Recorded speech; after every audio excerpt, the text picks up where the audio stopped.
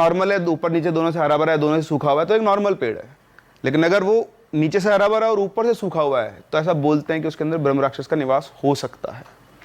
तो ऐसा कहा जाता है। तो ऐसी एक स्टोरी है जो मेरे साथ शेयर की थी किसी ने बहुत टाइम पहले, और उनका सामना हुआ था एक ऐसी एंटिटी से, और उस प्रोसेस में एक आदमी की जान भी चली गई थी। सो आई होप आप लोगों को स्टोरी पसंद आने वाली है। बिल्कुल सर, स्टार्टिंग से सर मज़ेदार। तो ये बक्सर डिस्ट्रिक्ट है बिहार में, उसके पास में एक गांव है। उस गांव का नाम है, गांव में एक छोटा पार्ट है उसका नाम है उपाध्याय का टोला। तो उपाध्याय का टोला नाम से तो लग रहा है कि वहाँ पे सभी लोग जो रहते हैं उपाध्याय होते हैं। तो उपाध्याय बेसिकली स्कॉलर ब्राह्मण्स होते हैं। तो ऐसे ही पूरा एक गांव था।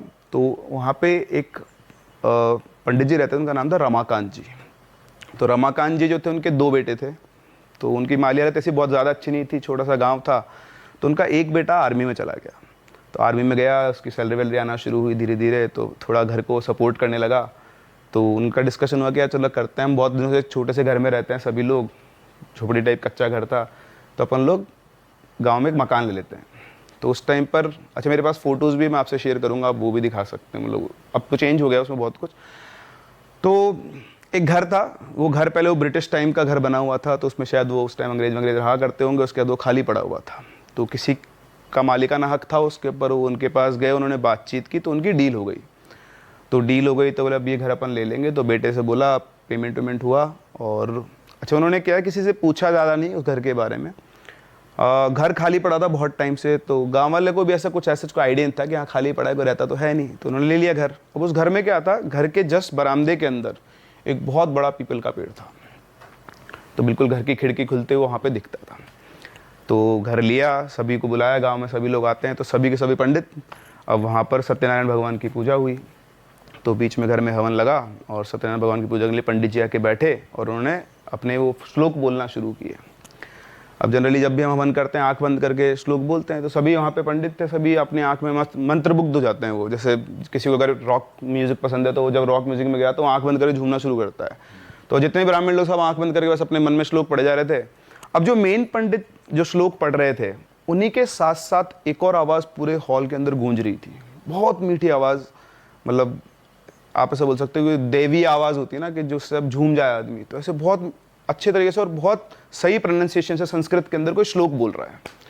तो जो पंडित जी थे वो खुद बोलते बोलते रुक गए। उन्होंने चारों तरफ देखा, बोल कौन रहा है, मुझसे भी अच्छा बोल रहा है। तो चारों तरफ देखे, सभी अपनी आंखें बंद करके बैठे हुए हैं। उनको लगा हो सकता है कोई बोल रहा होगा। तो उन्होंने फिर अपनी आंख बंद की और अपना पूरा प्रोसेस किया। तो इस तरह से वहाँ पर पूजा कंप्लीट हुई। अब पूजा कंप्लीट होने के बाद ये सब लोग वापस रहने आ गए। तो जो लड़का था आर्मी वाला वो तो वापस चला गया अपनी जॉब पे।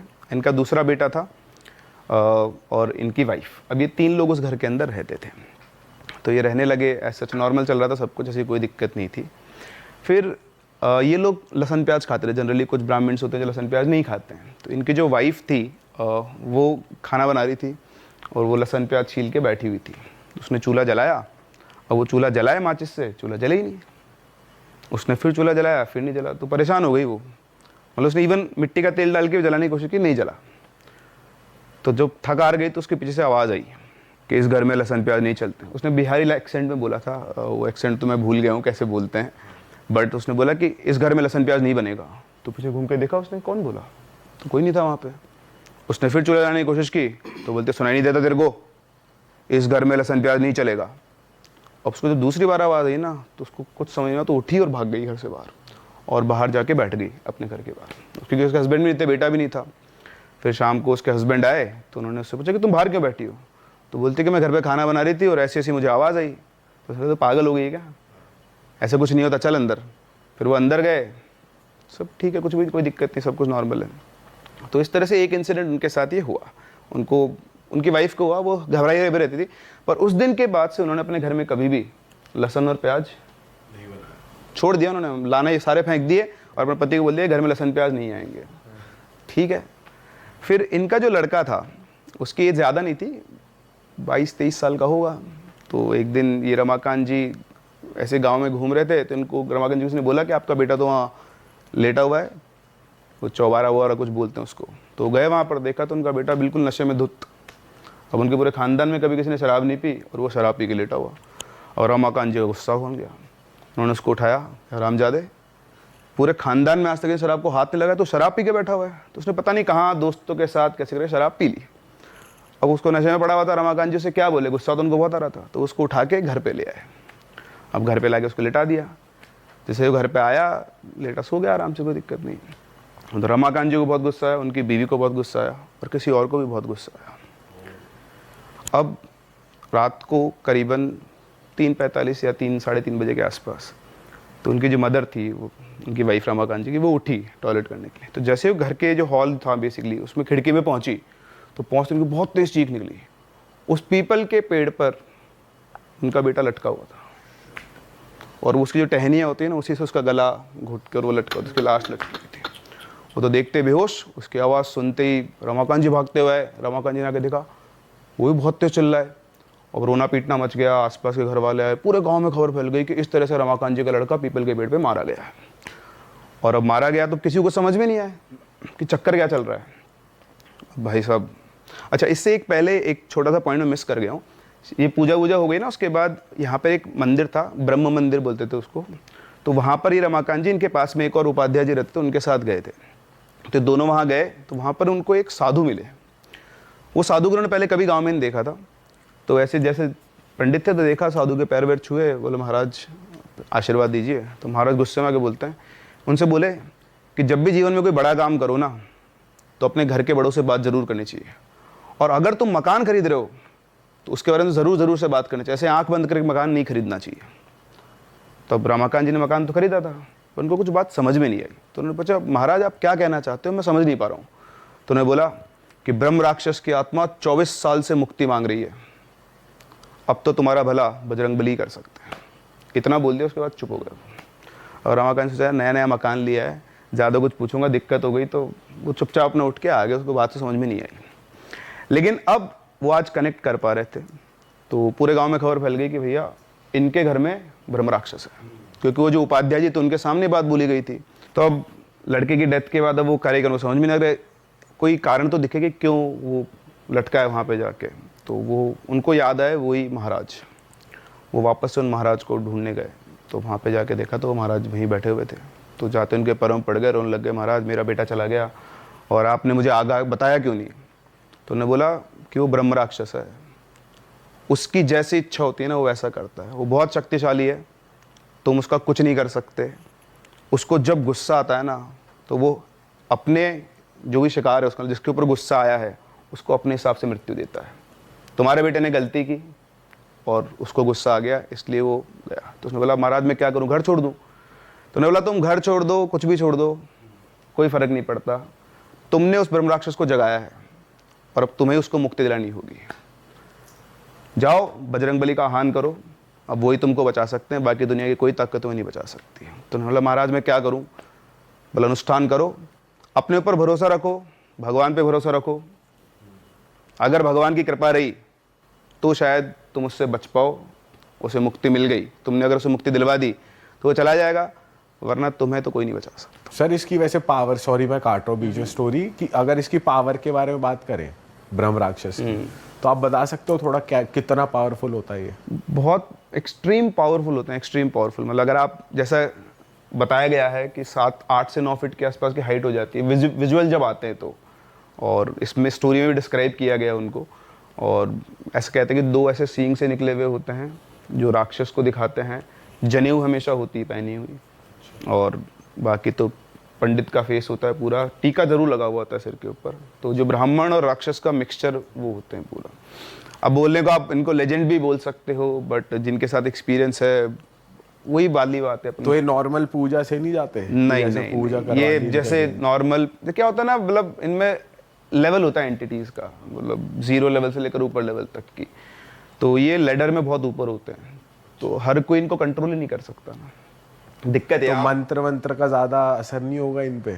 इनको कंट्रोल करने के लिए, मतलब जो कंट्रोल कर रहा है उसका मीडियम भी बहुत हाई होना चाहिए। जैसे सीधा या तो किसी बड़े देवता से वो कनेक्ट हो रहा है, क्योंकि लेडर में देवता थोड़ा सा नीचे हैं बस। अच्छा। तो इसलिए तो वो उनको पावर इसीलिए मिल जाती है क्योंकि वो इतने बड़े स्कॉलर्स होते हैं ना, तो उनका जो मेंटल लेवल होता है, जो मेडिटेशन लेवल, जो अपन स्पिरिचुअल लेवल जो बोलते हैं, वो बहुत हाई होता है। तब एक नॉर्मल आदमी जो ट्रैप में फंसा हुआ है, वो कहाँ उस स्पिरिचुअल लेवल को कनेक्ट कर सकता है। और आप ये भी कह रहे थे कि वो आपके साथ साथ कुछ भी आप हाँ हाँ, आप जो भी मंत्र बोलेंगे, आप हनुमान चालीसा बोलिए, वो आपके साथ साथ बोलेंगे। मतलब वो डरेंगे नहीं नहीं नहीं नहीं, आप हनुमान चालीसा बोलो, वो आपसे ज्यादा स्पष्ट और अच्छे प्रोनाउंसिएशन के अंदर बोलेंगे। आप संस्कृत का कोई श्लोक बोलो, वो आपके साथ साथ बोलेंगे, अगर वो वहां होंगे तो। बाप रे, तो सर उनसे बचा कैसे जाए? मतलब अगर उनके खुश रख करके रखो, उनके मतलब- हिसाब से चलो, तो वो आपको तंग नहीं करेंगे। नहीं नहीं, ऐसे नहीं कि वो चलते फिरते आदमी को पकड़ लेते हो। ही is not visible to anyone, वो जहां है वो रह रहा है, और वो आते जाते किसी को परेशान, छोटी मोटी आप गलती कर तो कुछ भी नहीं है, पर उसके एरिया में आके आपने कोई बहुत बड़ी गलती कर दी है, मतलब जिससे वो नाराज हो जाए, देन मतलब जैसे कहते हैं पेड़ पे सुसु कर दिया, या ऐसा कुछ गलती कर दी किसी हाँ, ने। मतलब ऐसा हो सकता है। जैसे पीपल के पेड़ है, ऐसा पेड़ है, और वो देखो सीधी सी बात है, आपके घर के बाहर कोई टॉयलेट करके जाएगा, आप क्या करोगे उसका? हाँ, इस केस में ये दारू पी कर आ गया था बच्चा, और प्लस लहसुन प्याज भी घर में था। हाँ, वो उनका नियम था ना, वो जब वो जिंदा थे, जब भी इस दुनिया में थे, उनका नियम था कि मेरे घर में शराब, मांस, लहसुन प्याज नहीं आ सकता है। पहले आपने एक गलती करी, आप लहसुन प्याज बना रहे हो। पहली बात तो आपने पता ही नहीं किया कि इतने टाइम से घर खाली पड़ा हुआ है, क्यों? हाँ, चलो आप आए, आपको एक बार उसने आगाह कर दिया कि भाई लहसुन प्याज मत बनाओ उस घर के अंदर, फिर आपने इग्नोर कर दिया। अब क्या बोलेगा अगला? फिर आपका बेटा दारू पी के आ गया, हाँ, तो वो उनके लिए तो उनके नियम टूट गए ना, तो आ गया गुस्सा। कहानी पे आगे बढ़। तो अब रमाकांत जी और उपाध्याय जी दोनों वापस घर पे आए, तो उपाध्याय जी ने रमाकांत जी से बोला, रमाकांत जी आप तो एक काम करो, बैठो, अनुष्ठान करते हैं। और अच्छा, उन्होंने कहा था कि आपको मतलब रुकना नहीं है, आपने एक बार शुरू कर दिया तो पता नहीं कब आएगा, कब होगा, कब, बस करते जाना है। तो उन्होंने अपना नियम बांध लिया, उन्होंने शुरू किया साथ में, रमाकांत जी ने, उपाध्याय जी ने अनुष्ठान करना। तो हनुमान जी का हनुमान अष्टक होता है, एक हनुमान कवच, हनुमान चालीसा, अंजनेय स्तोत्रम, ऐसे बहुत सारी चीज़ें होती है संस्कृत के अंदर। तो एक एक करके सबको पढ़ते थे। तो बैठे पूरा प्रॉपर, उन्होंने अपना पूजा रूम सेटअप किया अपने रूम के अंदर जाके, और वहाँ पे उन्होंने शुरू किया। पहले दिन दोनों ने बैठ के किया।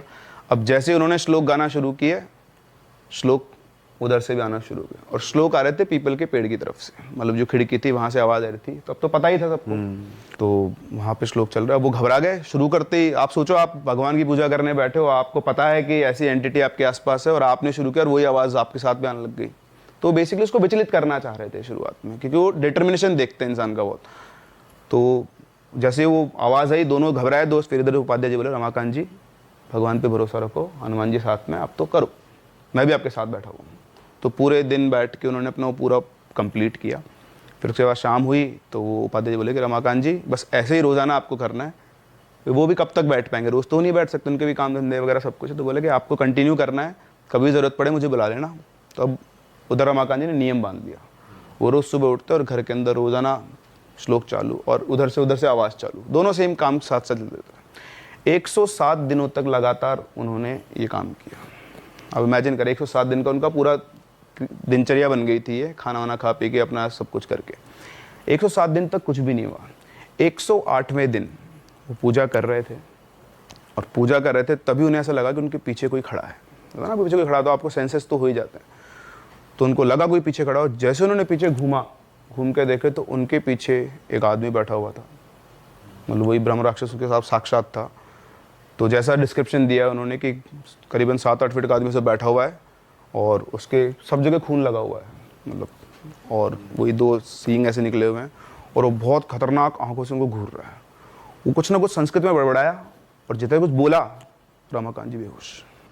अरे तेरी, तो आप देख लो ना, अगर आप एकदम से ऐसे देख लोगे तो आप अपने भी बेहोश हो सकते हैं, फ्यूज उड़ जाता है सारा। फिर उठे, वो उठ के ही वो बोले कि देखा तो कोई भी नहीं है यहाँ पे। तो उसकी बीवी आई थी कि आप बेहोश क्यों हो गए? तो उन्होंने बताया कि ऐसे ऐसे मेरे को सामने दिखाई दिए। तो उनको समझ में नहीं आया कि दिखाई क्यों दिए। तो फिर वो वापस से अब किससे पूछें, तो उनको तो एक ही आदमी नजर आए, वो साधु। तो वहाँ गए मंदिर पे, देखा तो साधु है ही नहीं वहाँ पे, सब जगह ढूंढ लिया, साधु महाराज नहीं मिले। अब वो अकेले फंस गए, करूँ तो क्या करूँ। फिर वो वापस अपने घर पे आए। अब उनका अनुष्ठान भी टूट गया, अब वो समझ में नहीं आ रहा उनको क्या करना है। तो वो सोए आके, तो जैसे उनको नींद आई ना, एकदम से उनकी आँख खुली, और आँख खुल के उनको ऐसा लगा कि अपने आप ही वो उस पीपल के पेड़ के वहाँ चले जाएं। उनको ऐसा फील हुआ अपने आप से, कोई आप बोले एनलाइटनमेंट हुआ, या फिर ऐसा कोई ऑर्डर आया। उठे और वहाँ जाके और पीपल के पेड़ के पास खड़े हो गए। फिर उनका मन किया कि मैं यहाँ बैठ के पूजा करूँ। तो वो अपना सारा उन्होंने सेटअप किया वापस से, हवन वगैरह सब, और वो बैठ गए उसके अंदर पूजा करने। और जैसे उन्होंने अनुष्ठान शुरू किया, उनकी नज़र पड़ी ऊपर पीपल की डाल पर, तो वहाँ पर वही ब्रह्म राक्षस बैठा हुआ था पीपल की डाल के ऊपर, वो इनको घूरे जा रहा। अब इनकी हालत ख़राब, इनको डर लगे बुरी तरह से कि यार सामने वो बैठा हुआ है, क्या करेगा ये मेरा। पर इनका निश्चय, दृढ़ निश्चय कि नहीं, अब तो मैं अनुष्ठान पूरा करूँगा। और उन्होंने वहाँ पर बैठकर सारा अनुष्ठान करना शुरू किया, और इधर ये करे और उधर से वहाँ से आवाज़ चालू। और अब आवाज़ जितने लोग खड़े सबको सुनाई आ रही है, ऐसा नहीं कि सिर्फ अकेले को सुनाई आ रही है। अच्छा। दिख रहा किसी को नहीं, दिख रहा एक ही इंसान को है, लेकिन सबके सब अनुष्ठान कर रहे हैं, पूजा चल रही है साथ साथ में। फिर बहुत देर तक वो करते हैं, फिर उनको सामने से एक ऐसे रोशनी से चलती दिखाई आई, और एकदम से वो रोशनी आके ऐसे फैल गई। रमाकांत जी बेहोश, उसके बाद सब कुछ शांत। वो दोबारा उठे, उठ के देखा तो उन्हें वो कहीं दिखाई नहीं दिया। मतलब जो एनवायरनमेंट था वो बहुत लाइट हो चुका था उनके लिए। करीबन सुबह 4-5 बजे तक का ये सारा प्रोसेस चला उनका। फिर वो सीधे उठे और अपने वो उपाध्याय जी ने डिस्कस किया आपस में, वापस से वहाँ गए मंदिर।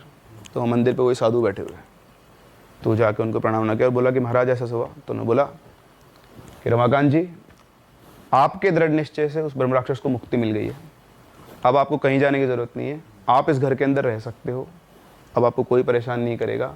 वो जो था वो जा चुका है, और बस आप रहो आराम से। तो उन्होंने कहा कि सब क्या रहूँ, मेरा तो बेटा चला गया, हनुमान जी कहाँ थे जब मेरा बेटे को मार रहा था। तो उसने बोला कि ये सब हमारे बस की बात नहीं है, हमारे इच्छा की बात नहीं है। उसने गलती की, उसने सजा दी, आपने उसको मुक्त करा के उसको बाहर हटा दिया है, अब आप आराम से यहाँ रह सकते हो। तो कुछ टाइम और रहे वहाँ पर, फिर उसके बाद वो वहाँ से चले गए, बेच दिया उन्होंने वो घर। आज भी वहाँ कई लोग रहते हैं, लेकिन उसके बाद कभी उनको कुछ ऐसा कुछ फील नहीं हुआ। सर आपको ये स्टोरी किसने भेजी थी?